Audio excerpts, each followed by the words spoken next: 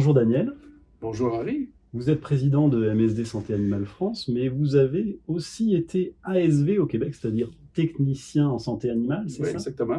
Au début des années 80.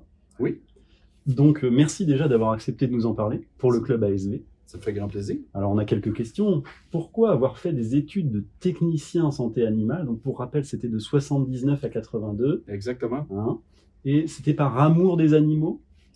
Oui, parce que au début, tout petit, j'ai grandi avec les animaux, souvent à la ferme, avec des chevaux, chez les chats, et puis un amour particulier pour les bovins.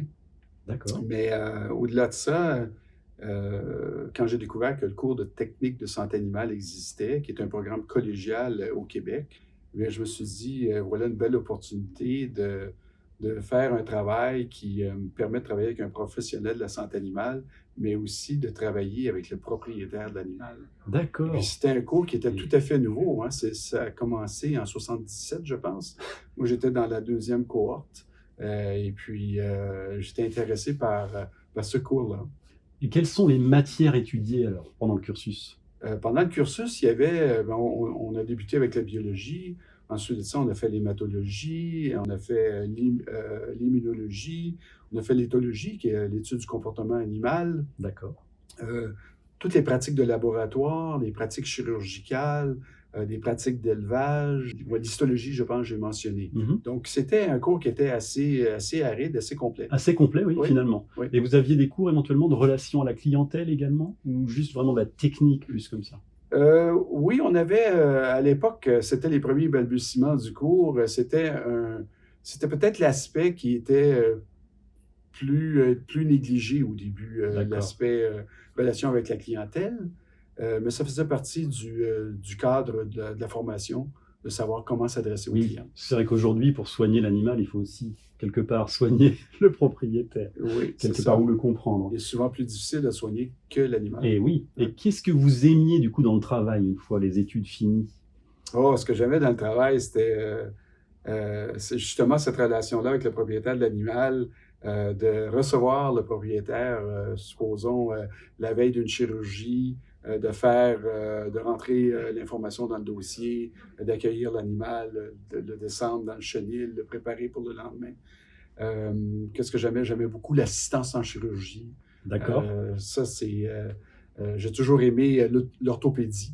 Donc, d'aider le véto à faire des plâtres, premièrement, à prendre des radiographies, ensuite de ça, à faire Des gestes un peu techniques Oui, finalement. tout ce qui était le bricolage. J'ai toujours été un bricoleur. J'aimais bricoler avec l'autre côté de la table, avec le véto, pour replacer un membre cassé ou quelque chose comme ça. D'accord. Ouais. Et vous avez une anecdote particulière à nous partager par rapport à votre expérience? L'expérience en clinique Oui, ou par l'expérience à exemple, l'école? comme vous voulez. Alors plutôt en OK. clinique, plutôt en OK. clinique. Oui, une expérience particulière en clinique. Euh, il y avait toujours les animaux exotiques que je trouvais assez intéressants Déjà à cette époque-là. ouais, lorsque les gens arrivaient avec un putois ou des trucs comme ça à faire opérer, faire enlever des glandes, des machins comme ça. Ça, je trouvais toujours un peu exotique parce que ça sortait du cadre chien et chat. Vous avez aussi été président de l'association des TSA du Québec, donc des Oui. techniciens en santé animale. Vous pourriez nous en parler un petit peu? Oui, bien, ça coïncide avec votre précédente question. Oui. C'est que j'avais un professeur d'histologie qui nous donnait un cours et puis sur une technique particulière. Et puis, à un moment donné, il a fait un commentaire en disant ben, de toute façon, quand vous serez technicien santé animale, vous n'aurez pas besoin de cette technique-là parce que la majeure partie de votre temps, vous allez laver des cages dans des chenils. Et puis, ça m'avait vraiment profondément touché. Et puis, je m'étais dit, ben, quand je vais avoir mon diplôme de technicien santé animale, je vais faire plus que laver des cages. J'imagine. Et puis, à l'époque, l'Association des techniciens en santé animale était à ses premiers balbutiements. Et puis, je cherchais un président. Puis, je me suis dit, ben voici une cause où je peux m'impliquer pour faire la démonstration qu'il y a une utilité pour un vétérinaire ou une clinique vétérinaire d'embaucher des techniciens en santé animale ou des ASV comme vous avez ici en France. Qui sont plus que des personnes qui font juste de l'hygiène, mais qui font beaucoup d'autres choses. Exactement. D'accord. Et alors, le rôle de technicien en santé animale aujourd'hui au Québec, c'est un copier-coller de celui des ASV en France ou j'imagine que ça a évolué? Ça a évolué beaucoup. Je me souviens, lorsque j'ai quitté mon premier emploi comme technicien en santé animale, mon chef me trouvait beaucoup entrepreneur dans l'hôpital, c'est-à-dire que j'aimais créer des opportunités de faire grandir le business de la clinique.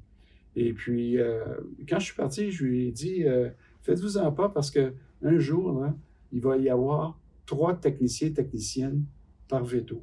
Et puis, c'est là qu'on est rendu au Québec aujourd'hui. C'est qu'on a des pratiques de 10 vétérinaires. Ouais, c'est ça. Ben, il va y avoir 30 ASV qui vont pratiquer. Ils ont droit à des actes délégués aujourd'hui qu'ils peuvent faire sous supervision du médecin vétérinaire s'il est dans l'édifice, ou certains actes peuvent être conduits même à distance sur les... En autonomie, donc? En autonomie, c'est ça. D'accord. Oui. Donc, je pourrais dire que les cliniques vétérinaires du Québec ne peuvent pas, absolument pas, se passer des techniciens en santé animale aujourd'hui, parce que finalement, comme on dirait en anglais, c'est eux qui run le show, tu sais, c'est qui font marcher le business. Ça ressemble beaucoup à ce qui se fait en France. Oui, exactement, oui. Du coup, on arrive à la conclusion. Alors, est-ce que vous auriez un mot à nous dire? On sait que le métier est essentiel. C'est vrai que là, finalement, vous m'avez tendu la perche pour la transition. Le métier est essentiel en France, donc il l'est aussi au Québec. Est-ce que vous avez un mot à dire à nos ASV donc, qui vont nous lire et nous écouter? Oui. En fait, le travail d'ASV, c'est vraiment, premièrement, c'est un super travail.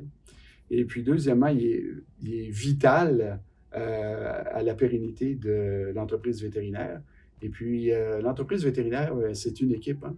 Et puis, on a besoin de tout le monde dans l'équipe, que ce soit des gens qui s'occupent de la finance, de la comptabilité, le véto qui est en pratique, tout ça. Le ASV a un rôle absolument indéniable, indispensable dans la pratique.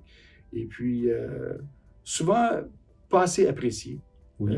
Puis, c'est quelque chose qu'il faut continuer, les ASV, de se battre pour des meilleures conditions. Parce que définitivement, ils et elles le méritent. C'est vrai. Merci beaucoup au nom du club, au nom des 9000 membres, de nous avoir partagé votre parcours, votre expérience très atypique. Et donc, eh bien, pour les ASV, je vous dis à très bientôt pour une autre interview.